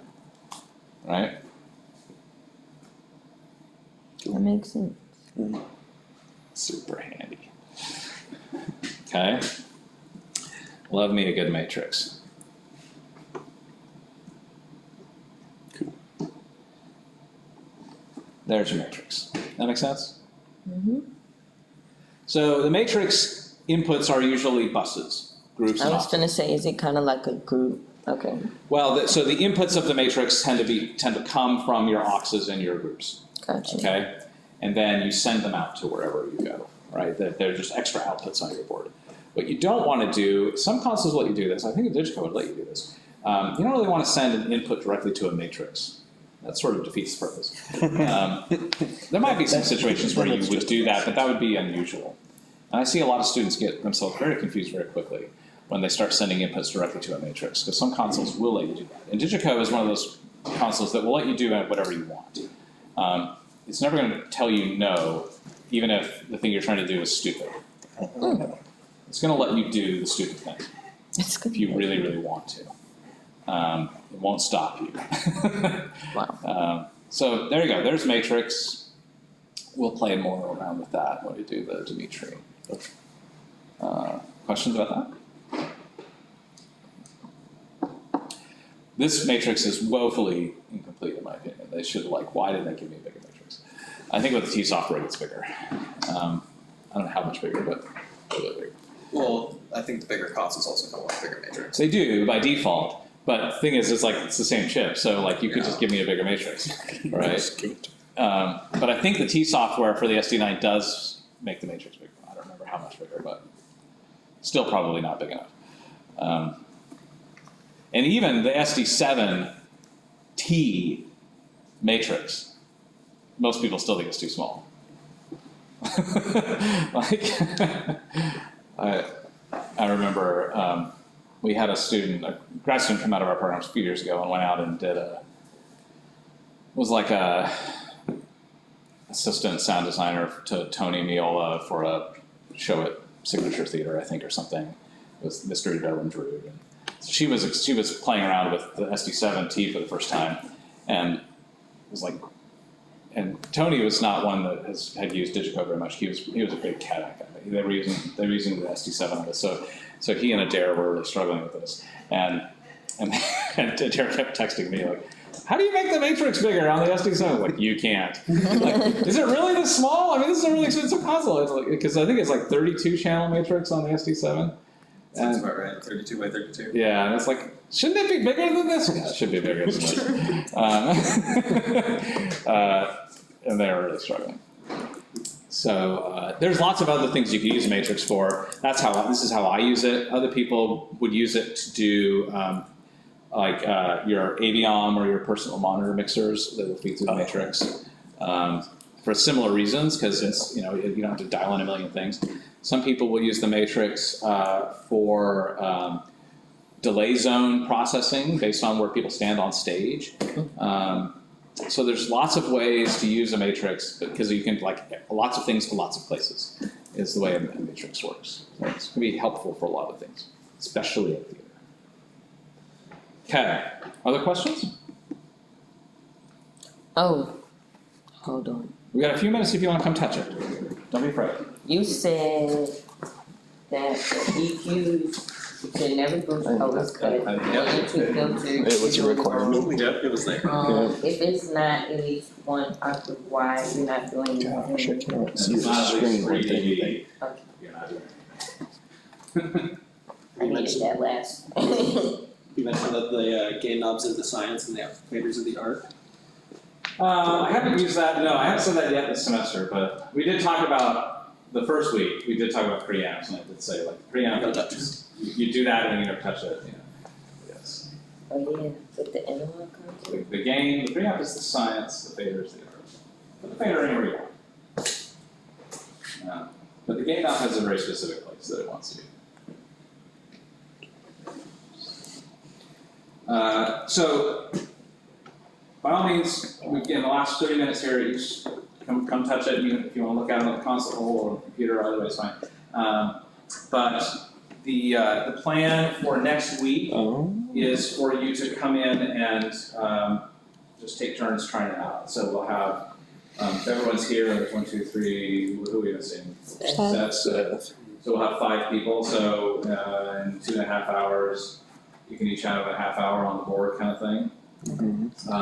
To kind of goof around with it in class and get my help. But you should all be there for that because you'll all ask questions that you'll all want answers to. Right. But, so I would suggest you can also come in here. Like I said, I'll leave the cage open so you just can come in and work on this throughout the week if you ever need to. You see how this goes. We're gonna let me label this. I'm gonna highlight in green the key that you want. That gets you that part of the show. Don't do this. Okay, so you can do the music 6. Okay, Thank you. and so I'll do that in just a second here. I will send you the script. You need to clean it up. Just do that. You can do the whole thing if you want, but you only really need to do the part for that song. Okay. And you said just make it to wherever there's a song or someone talking, like lyrics or something. Yeah, so you do everything that is not words coming out of someone's mouth. Okay. Okay. Okay, stage directions, get rid of them all. And then you know how it's laid out, right? You've got, your control groups are, you've got Ziggy, Nancy, Duppy, Doc, Sedalia, Takuma. Those are your vocals. And then you've got a vocal reverb is 7. You've got the band, which is 8. And you might decide, if you want, to add a band reverb as well. You can do that if you want. Okay? The band reverb. Not the band reverb.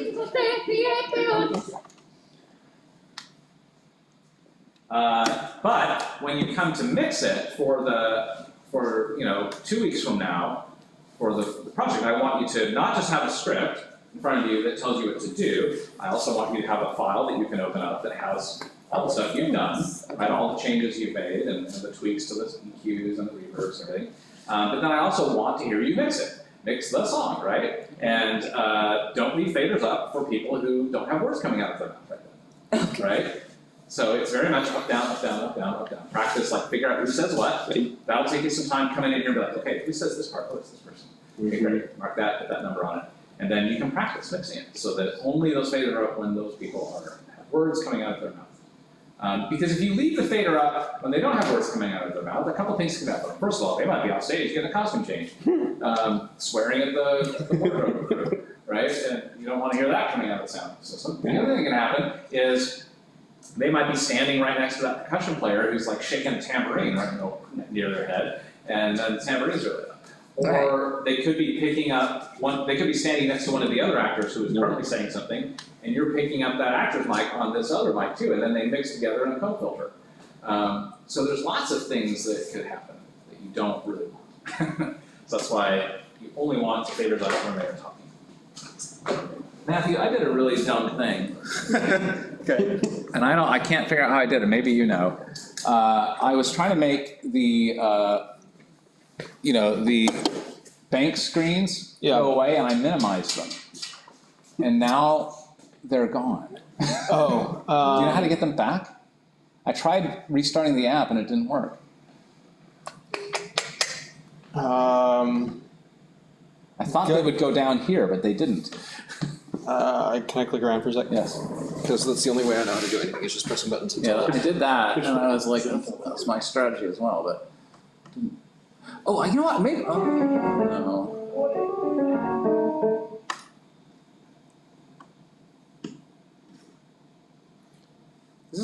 I feel like there used to be a replication of those buttons that would pull the things up.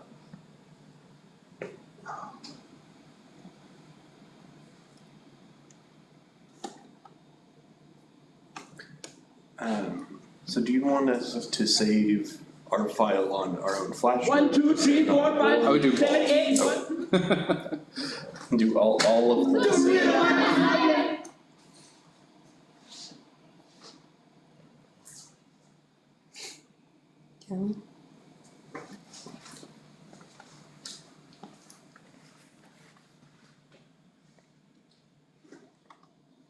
It's funny how they like center. You see how they like up here? Mm-hmm. They kind of jitter. Yeah, yeah. Why is that? Like.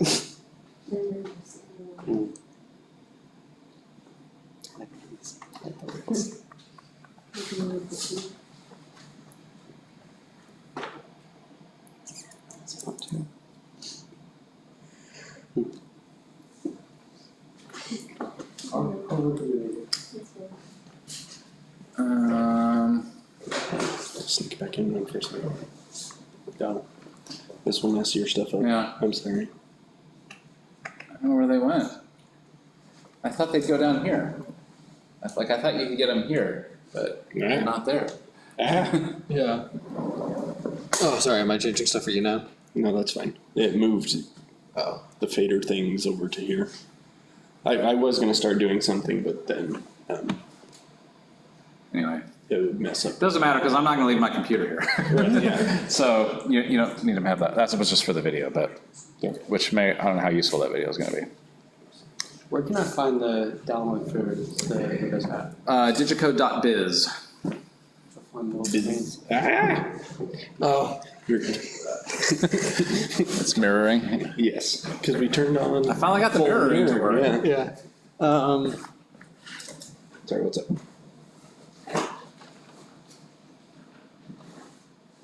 Nope. Hmm. No. Oh, you know what? Is it when you turn the mirroring on that went away? No, I minimized them. Like I did this to make it go away, and I thought that they would be hiding then down here, but they are not.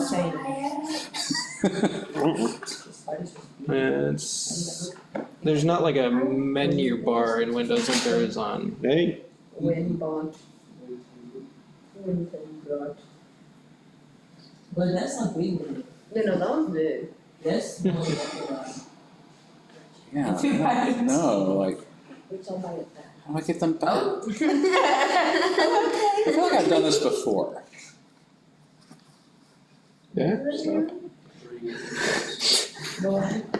Connor's over here trying to do the class assignment. We're just like, what is it? I just need to say. Oh, my laptop's, I can figure it out offline later. Yeah. In fact, I'm just gonna fill this out. I got in an accident with a wrench. So, just yeah, she's just like actual nose. Any other questions? How do you do the Q by Q? Like, so makes sense. Well, so you would go to snapshots, okay? And here's your snapshot list, and you would basically save, you would make changes, save new snapshot, make changes, save new snapshot, blah, blah, blah, blah. Here's the interesting thing about Digico. Digico is what is called a selective recall console, not a selective capture, which means every time you save a snapshot, it saves everything. Every single parameter of the board gets saved into every single snapshot. And so you have to then tell it which of the parameters you want it to bring back. Because you don't necessarily want it to bring back the entire console on every queue. You just only want to change like those control group assignments. And probably like if you're going to take something off of a control group, then you want to mute that channel or dump the fader so that suddenly it doesn't rush out there. So you would want to recall those parameters as part of it as well. So you just have to then go through and say, okay, here's the only things I want to have on there. Now the cool thing is you can, once you have one of those set up, then you can duplicate. The way I usually do it is I will make a queue that has all those scope things defined, and then I'll just like copy it a million times, right? So it has that on, and then when I'm ready, when I make my changes, okay, I got a new one, I just go to that new queue and say update that, right? Now update this one, the scope is already defined, and it'll go, right? And so then you've got, once you have that set up, then you have this little button here, which is your next snapshot button. So most people on this console would mix your control groups over here, and you just go, you know, boom, boom, boom, next, as you're going, next. You can also hook up a foot switch and do it if you want, if you'd rather. I was wondering about that. I was thinking like. I know very few people that like the foot switch, but most people are just quite happy to just go, give me that one, oh, give me that one, right? And you keep going. And sometimes, like if you do some of my shows, you know, you'll be doing bump, bump, bump, bump, bump, bump, next, next. You know, I'm switching that fast sometimes. Okay. Other questions? Anybody else want to try anything? We still got a few minutes.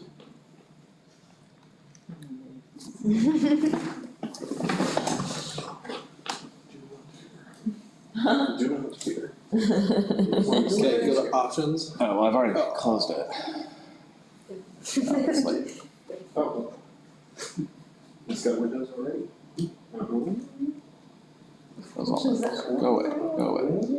Assign it. Oh, this the thing? Okay.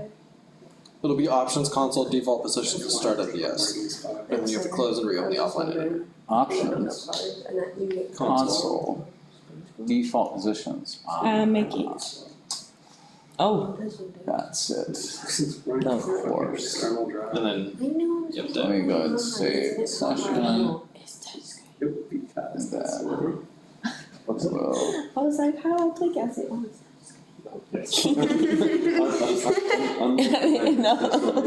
close this, right? So yeah. I don't want to shut down the, Okay, and then this is how you. So why I say spill? That's not select. now I bring it back up. sorry.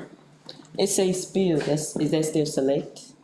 Oh, there they are. So that is something fancy about how the control groups work. So what you can do is you can hit spill, and now it's going to show you all of the members of that control group on the desk, right? So that one is So not like terribly. this one? Yeah, so like the band, it becomes incredibly handy because now all of your band inputs are right there on the fader, right? So they could be buried somewhere, but if you want to get to them quick, you can just hit spill.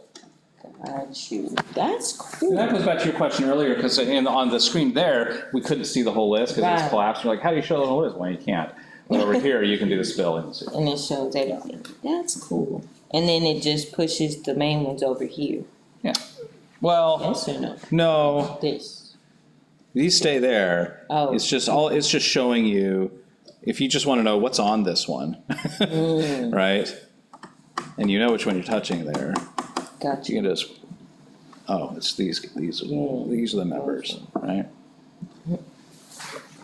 Yeah, so it'll clear But this- out that one bank, but it'll leave the other bank open. There. Oh, okay. So if Yeah. you need to fix something while that's going. Yeah, because the console thinks about those as two separate halves. Yeah. Okay. Right, so the left bank is its own, the left bank of 12 does its own thing, the right bank of 12 does its own thing.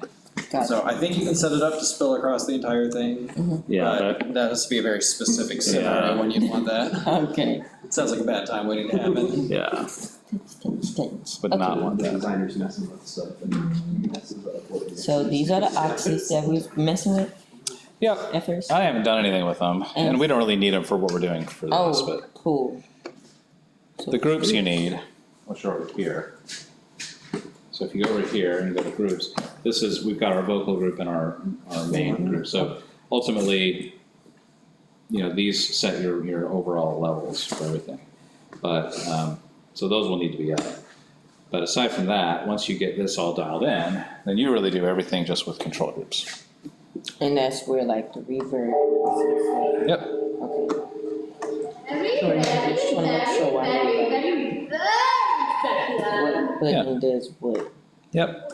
Well, you'll come in and play with it. You'll get it. You'll get it. Okay. So let me, now that I've got that done, let me go ahead and stop the video.